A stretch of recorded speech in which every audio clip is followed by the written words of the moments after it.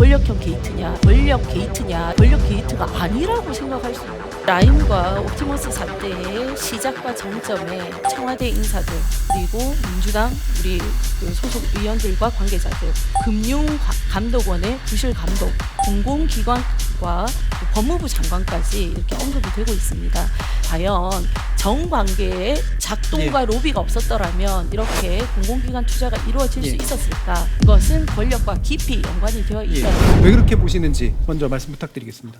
이 라임과 옵티머스 사태의 시작과 정점에 계속해서 언급되는 것이 청와대 인사들 그리고 민주당 우리 그 소속 의원들과 관계자들 그리고 금융감독원의 부실 감독 그리고 공공기관과 또 법무부 장관까지 이렇게 언급이 되고 있습니다.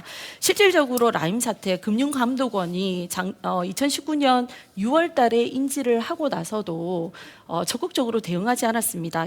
7월 달에 향후 필요하면 검사 나갈 것이라고 했고 10월 달이 되어서야 환매 중단이 불가피해진 것을 이제 발표를 했고요.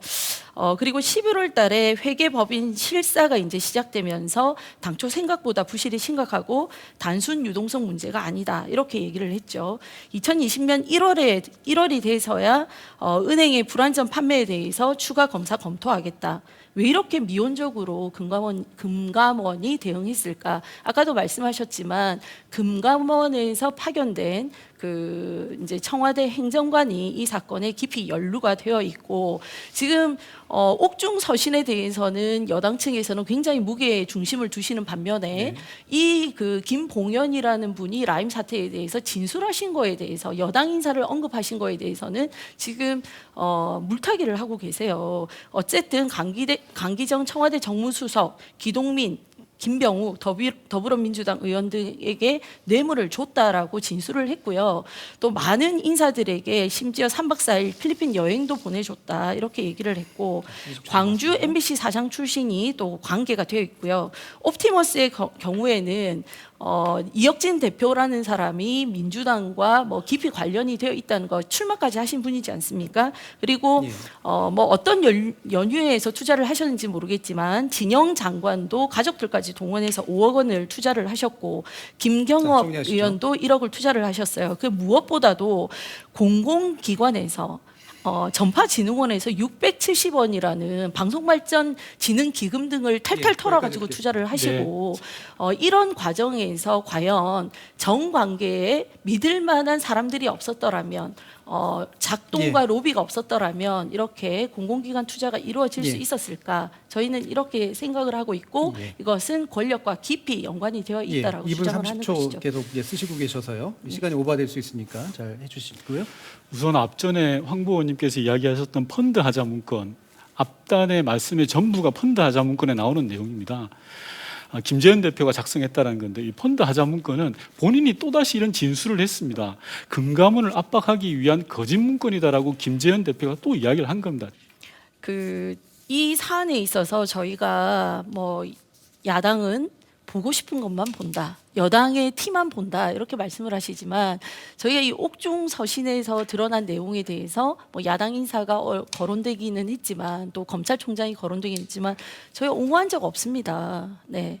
그러나 이분의 진술에 의해서 드러난 부분에 대해서는 진실을 반드시 밝혀야 된다는 것이고 옥중 서신에 대해서는 이분이 직접 쓰셨다고 하면서도 증언과 일치하지 않는 부분이 있기 때문에 얼마나 신뢰할 수 있을 것인가 이 신뢰성에 대해서 문제를 제기하는 것이고요. 뭐 여당이나 야당이나 진실을 밝히고자 하는 것은 뭐 똑같은 마음일 거라고 생각합니다. 근데 그 형식이 위헌적 소지가 있는 공수처이냐 아니면 의회에서 그동안 이런 문제를 다룰 때 항상 이렇게 도입을 했던 특별검사 제도냐 뭐 이 차이가 있을 것 같습니다. 그것은 여야가 합의를 해서 해결할 문제라고 생각을 하고요.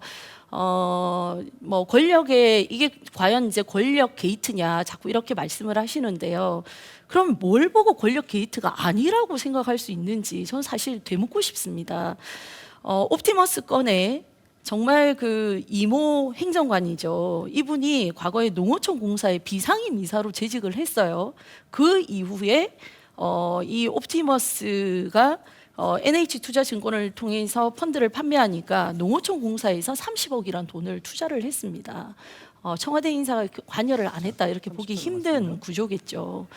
여러 가지 정황들이 지금 여당을 향해서 가리키고 있고 그거에 대해서 검찰이 수사를 서울중앙지검에서 이 수사를 맡아서 체계적으로 수사를 했더라면 저희가 믿고 신뢰하고 지켜볼 수 있었겠죠. 그러나 아까 제가 언급했던 많은 내용들을 볼 때 검찰에서 해야 할 수사를 시의적절하게 하지 않고 예. 뭉그적거리고 있기 때문에 저희로서는 특검을 주장할 수밖에 없는 것입니다. 공공기관이 이렇게 사모펀드에 집중적으로 투자를 했다는 것 자체가 의혹입니다.